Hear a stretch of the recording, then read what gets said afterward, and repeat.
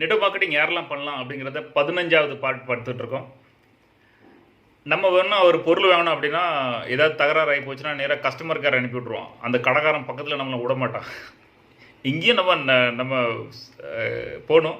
But at least நம்ம கூட இருப்பாங்க. பொருளை விற்றவங்க வந்து நம்ம கூட இருப்பாங்க. ஏன்னா நம்மளை ஸ்டெப் பை ஸ்டெப்பாக கூப்பிட்டு போவாங்க. நம்மளுக்கு பொருள் விற்றதுலேருந்து நல்லா இருக்கான்னு பார்த்துட்டு அப்புறம் வந்து நீங்கள் அந்த பொருளை மற்றவங்களுக்கும் சொல்லுங்கள் அப்படின்னு சொல்கிறது. அவங்க சொல்லும்போது அவங்களுக்கு பிரச்சனை வரும்போது அந்த ஃபுல் பொறுப்பு எடுத்துகிட்டு இருப்பாங்க நெட்வொர்க் மார்க்கெட்டிங்கில்.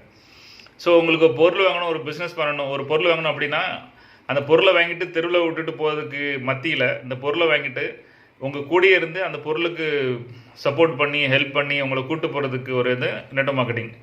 ஓகே, இன்னொரு விஷயம், கஸ்டமர் கேர் ஃபோன் பண்ணால் அவனுக்கு துட்டு ஏற்கனவே வந்துட்டு எனக்கு பிறகு ஃபோன் பண்ணுப்பா, சென்டர் முடிஞ்சு போச்சுப்பா, போப்பா பிறகு போ அப்படின்னு சொல்லுற காலத்தில் நமக்கு ஒரு பிரச்சனைனா நம்ம கூட இருந்து சப்போர்ட் பண்ணதுக்கு ஒரு ஆட்கள் இருக்கணும். அப்படின்னா நெட்வொர்க் மார்க்கெட்டிங் ப்ராடக்ட் வந்து உங்களுக்கு சப்போர்ட்டிங்காக இருக்கும். கடையில் வாங்கின பொருள்லாம் நீ கால் சென்டருக்கு ஃபோன் பண்ணும், அவன் நீ லைனில் இருந்து டோக்கன் கொடு, பின்னாடி வா, அங்கே வந்துட்டு இங்கே வந்துட்டு நம்மளை அலைய வைப்பான். பட் இங்கே அந்த மாதிரி இருக்காது. உங்களுக்கு ஒரு சப்போர்ட் இருக்கும். உங்கள் கூடயே ஒரு ஆள் வந்து கூட்டிட்டு வர்றதுக்கு உங்களுக்கு நல்லதா பிட்டதா, நீங்கள் வாங்கின பொருள் எதுவும் மிஸ்டேக் ஆகி போச்சா அப்படின்னு பார்க்குறதுக்கு ஒரு ஆள் இருக்கும். நெட்வொர்க் மார்க்கெட்டிங் யாரெல்லாம் பண்ணலாம் அப்படிங்கிறதுல இன்க்ரெடிபிள் ஆப்பர்ச்சுனிட்டி. இந்த ஆப்பர்ச்சுனிட்டி, அதாவது நீங்கள் ஒரு கடை வச்சுருக்கீங்க அப்படின்னா அந்த கடையில் வியாபாரம் பண்ணியிருக்கீங்க, மார்க்கெட்டை வச்சுருக்கீங்க, நிறைய பேருக்கு போஸ்டர் அடிச்சிட்டிங்க, அந்த கடை இருக்குன்னு எல்லோரும் வந்து சாமான் வாங்கிட்டு போயிட்டான். நீங்கள் சாமான் வாங்கி வச்சுருக்கீங்க, அவன் சாமான் வாங்கிட்டு போயிட்டான், அந்த பணம் உங்களுக்கு வந்துட்டு அதோடு முடிஞ்சு போச்சு. அவனுக்கு என்ன போச்சு? பணம் போச்சு. பணம் உங்கள்கிட்ட கொடுத்தான், சாமான் வாங்கிட்டு போயிட்டான். அதுக்கப்புறம் எந்த ஒரு உறவோ எந்த ஒரு ஆப்பர்ச்சுனிட்டியோ எந்த ஒரு விஷயம் அதுக்கப்புறம் நடக்க போகிறது இல்லை. அடுத்தல ஏதாவது பொருள் வாங்கினா வருவான், அல்லது அவன் சொந்தக்காரனை கொண்டு வாங்கினா கூப்பிட்டு வருவான். இதை தவிர அவங்களுக்கு எந்த உறவும் கிடையாது. நெட்வொர்க் மார்க்கெட்டிங்கில் நீங்கள் யாருக்கு பொருள் கொடுக்கீங்களோ அவங்களுக்கு அதே ஆப்பர்ச்சுனிட்டி, அவங்களுக்கு அதே வாய்ப்பு. நீங்கள் ஒரு கடை வச்சு பொருள் கொடுத்துட்டீங்க, அவனுக்கு அந்த பவர் கிடைச்சிரும். அவன் அதே மாதிரி அவன் வேற பொருள் வாங்கி அவன் பொருள் கொடுத்துட்டானா இன்னொருத்தனுக்கு ஆப்பர்ச்சுனிட்டி கிடைச்சிரும். இன்கம் பண்ணுற ஆப்பர்ச்சுனிட்டி, வருமானம் பண்ணுற ஆப்பர்ச்சுனிட்டி, சம்பாதிக்கிற ஆப்பர்ச்சுனிட்டி, லைஃப் ஸ்டைலை மாற்றுற ஆப்பர்ச்சுனிட்டி. இது ட்ரெடிஷ்னல் பிஸ்னஸில் இருக்காது. இந்த மாதிரி ஒரு பிஸ்னஸில் எவனும் பண்ணணும்னு நினைக்கிறானோ, இந்த மாதிரி விஷயம் பண்ண நினைக்கிறானோ அவன் நெட்வொர்க் மார்க்கெட்டிங் பண்ணலாம். புரியுதா? இந்த விஷயம் புரியலன்னா திரும்ப சொல்லுங்க. அதாவது நீங்கள் ஒரு கடை ஆரம்பிக்கிங்க, வேறு நீங்கள் சாதாரண கடை வச்சிங்கன்னா நீங்கள் கடை வச்சுருப்பீங்க, நீங்கள் வியாபாரம் பண்ணுவீங்க, 5 ரூபாய்க்கு வாங்கி 7 ரூபாய்க்கு விற்கிங்க, 10 ரூபாய்க்கு, 5 ரூபா உங்களுக்கு அவனுக்கு கதை முடிஞ்சு போச்சு. அடுத்த பொருள் நீங்கள் 5 ரூபாய்க்கு வாங்கிட்டு வைங்க, 10 ரூபாய்க்கு விற்பீங்க, உங்களுக்கு 5 ரூபா லாபம். 5 ரூபாய்க்கு 10 ரூபாய்க்கு 5 ரூபாய்க்கு 6 ரூபாய்க்கு விற்பீங்க, 1 ரூபா உங்களுக்கு லாபம். பட் அவன் அந்த 1 ரூபா உங்களுக்கு கொடுத்துட்டு போனான், 5 ரூபாய்க்கு கம்பெனிக்காரன் கொடுத்துட்டான், 1 ரூபா உங்களுக்கு கொடுத்தான். அதோட அவனுக்கு உங்களுக்குள்ள தொழில் முடிஞ்சு போச்சு, உறவு முடிஞ்சு போச்சு. நெட்வொர்க் மார்க்கெட்டிங்கில் அவனுக்கு அந்த தொழிலை கொடுக்கீங்க, அவன் அதே பொருளை 5 ரூபாய்க்கு வாங்கி அவன் 6 ரூபாய்க்கு விற்பான், அவனுக்கு 1 ரூபா. அந்த கடையை வந்து விரக்தி பண்ணிக்கிட்டே இருக்கீங்க. கடை வந்து இம்ப்ரூவ் ஆகிட்டே இருக்குது, பிஸ்னஸ் வந்து இம்ப்ரூவ் ஆகிட்டே இருக்குது. பிஸ்னஸ் வந்து அந்த ஒரு வாய்ப்பை வந்து நீங்கள் ஒவ்வொருத்தரும் கொடுத்துட்ருக்கீங்க. இந்த பிஸ்னஸ் மாடல் எவனுக்கு புரியுதோ, இந்த மாதிரி ஒரு பிஸ்னஸ் மாடலில் எவன் பண்ணணுமோ, ஒரு கடையை வச்சு நடத்துறதுக்கு பதில் இந்த மாதிரி ஒரு விஷயம் நடத்தினானா அவன் அந்த பிஸ்னஸ் பண்ணலாம். நிறைய பேர் நீங்கள் பார்த்தீங்கன்னா ஹாஸ்பிட்டல், பெரிய பெரிய ஹாஸ்பிட்டல், பெரிய பெரிய பிஸ்னஸ் அதெல்லாம் விட்டுட்டு இது பண்ணிக்கிட்டு இருக்கான். ஏன்னா அந்த தொழில் பண்ணால் அவன் மட்டும் தான் சம்பாதிப்பான். பட் இந்த தொழில் பண்ணால் இவங்கிட்ட கஸ்டமர் இருக்கானோ அவனும் சம்பாதிப்பான்.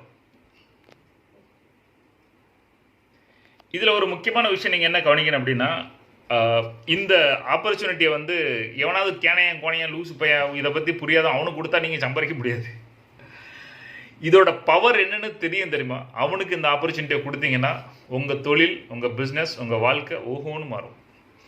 சரியான ஆளை கண்டுபிடிச்சி அந்த ஆளுக்கு இந்த ஆப்பர்ச்சுனிட்டியை கொடுக்க தெரிஞ்சிச்சுன்னா, அவன் கோணையம் கேனையம் மாதிரி இருக்கான், அவனுக்கு பேச தெரியாது, அந்த மாதிரி ஒரு சூழ்நிலையில் எப்படி வாழணும்னு தெரியாமல் முடிச்சுட்டு இருக்கல, இந்த பிஸ்னஸோட பவர்ஃபுல்ல விஷயம் அவங்களுக்கு சொல்ல தெரிஞ்சிச்சுன்னா, அவனுக்கு புரிய வச்சு தெரிஞ்சிச்சுன்னா, அவனுக்கு இருக்கிற பெயின், அவனுக்கு இருக்க கஷ்டம், அவன் செத்துக்கிட்டு இருக்க வாழ்க்கைக்கு இது ஒரு சொல்யூஷன் அப்படின்னு உங்களால் சொல்ல தெரிஞ்சிச்சுன்னா, அந்த அறிவை அவனால் புரிஞ்சிக்க தெரிஞ்சிச்சுன்னா, இந்த மாதிரி பெஸ்ட் பிஸ்னஸ் எதுவும் கிடையாது. நெட்வொர்க் மார்க்கெட்டிங் யார் பண்ணலாம்? யார் வந்து ஒரு பெஸ்ட் ஆப்பர்ச்சுனிட்டியோட பிஸ்னஸ் வேணும், ஒரு பெஸ்ட் மார்க்கெட் வேணும், ஒரு பெஸ்ட் இண்டஸ்ட்ரி வேணும் அப்படின்னு நினைக்கிறாங்களோ அவங்களுக்கு இந்த இண்டஸ்ட்ரி வந்து பெஸ்ட் இண்டஸ்ட்ரி. எப்படி கேட்குறீங்களா? இந்த இண்டஸ்ட்ரி வந்து இப்போ தான் வந்து பூம் ஆகிட்டு இருக்கு இந்தியாவில்.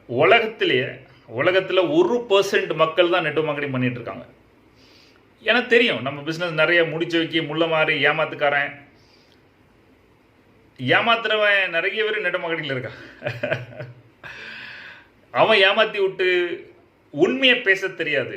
நெட்வொர்க் மார்க்கெட்டிங் எப்படி பண்ணணும், இதோட பவர் என்ன, இந்த பிஸ்னஸ் என்ன, இதோட கஷ்டங்கள் என்ன, இது ஜாயின் பண்ணதுக்கு முன்னாடி எல்லாம் பண்ணணும், இதை தெரியாத முட்டா பசங்க, நெஞ்சில் மஞ்சாச்சூர் இல்லாத பசங்க, ஏமாத்துக்கார பசங்க, எவனாலும் கருத்தறுத்துட்டு பணம் சம்பாதிச்சுட்டு போயிடலாம்னு நினைக்கிற நிறைய வேறான இந்த நெட்வொர்க் மார்க்கெட்டிங் வந்து கேவலப்பட்டு போயிருக்கு.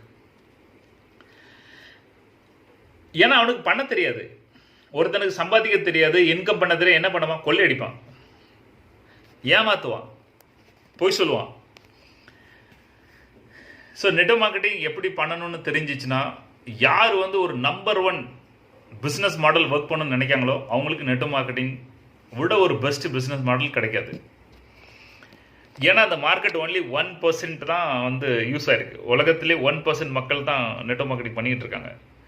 இப்படி ஒரு பொட்டென்ஷியல் மார்க்கெட் யாராவது தேடிக்கிட்டு இருந்தீங்க அப்படின்னா, உலகமே நமக்குடா, 99% மக்கள் இருக்காங்க பிஸ்னஸ் பண்ணதுக்கு அப்படின்னா அது நெட்வொர்க் மார்க்கெட்டிங். சொல்கிற விஷயம் யாருக்கு புரியுதோ, இந்த மாதிரி ஆப்பர்ச்சுனிட்டி யாரெல்லாம் பார்த்துட்டு இருக்காங்களோ அவங்களாம் நெட்வொர்க் மார்க்கெட்டிங் பண்ணலாம்.